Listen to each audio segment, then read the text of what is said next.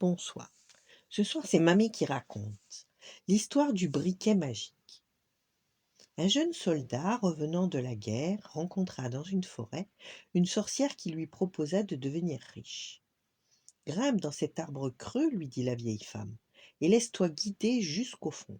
Je t'attacherai à une corde et te remonterai quand tu appelleras. Arrivé en bas, tu verras au bout d'un long corridor 3 portes, puis 3 chiens féroces assis chacun sur un coffre. Parle-leur gentiment, et ces chiens ne te feront aucun mal. Tu pourras alors prendre tout l'argent que tu voudras. En échange, rapporte-moi le briquet que ma grand-mère a oublié en bas. Le soldat obéit et trouva au bout du corridor les 3 chiens. Il leur parla avec douceur et put accéder au trésor des 3 coffres pleins. L'un était plein de pièces de cuivre, l'autre de pièces d'argent et le troisième de pièces d'or. Il en remplit ses poches et trouva le briquet. Il demanda à la sorcière de le remonter. Elle le hissa jusqu'en haut. Mais quand le soldat lui demanda ce qu'elle allait faire de son briquet, elle refusa obstinément de répondre. Alors il lui coupa la tête avec son sabre. Puis il marcha vers la ville. Là il apprit que la fille du roi, qui était d'une grande beauté, vivait dans un château.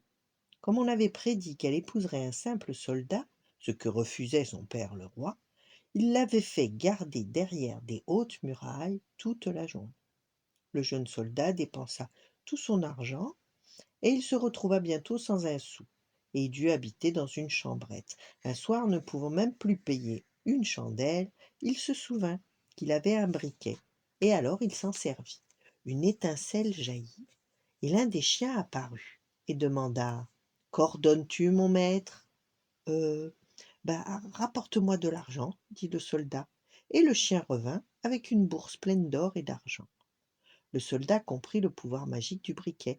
Il s'acheta de beaux habits et refit jaillir une étincelle. Le second chien apparut. «Je veux voir la belle princesse», exigea le soldat, et en un clin d'œil, le chien revint portant la princesse sur son dos.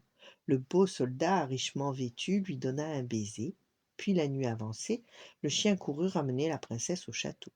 Et ainsi, plusieurs soirs de suite, elle retrouva le soldat. Mais le roi découvrit ses absences. Il fit chercher le jeune homme, et comme il ne voulait pas que sa fille épouse un soldat, il le condamna à être pendu. La potence fut dressée sur la place, au milieu de la foule. Le jeune homme y monta, et le roi lui accorda la grâce de fumer une dernière pipe avant d'être pendu. Alors il utilisa son briquet, et il fit jaillir une étincelle.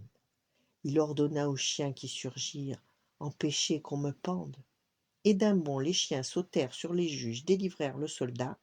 Alors la foule s'écria: «Petit soldat, tu seras notre roi!» Le père de la princesse, convaincu par la clameur de la foule et par le pouvoir magique du jeune homme, consentit au mariage.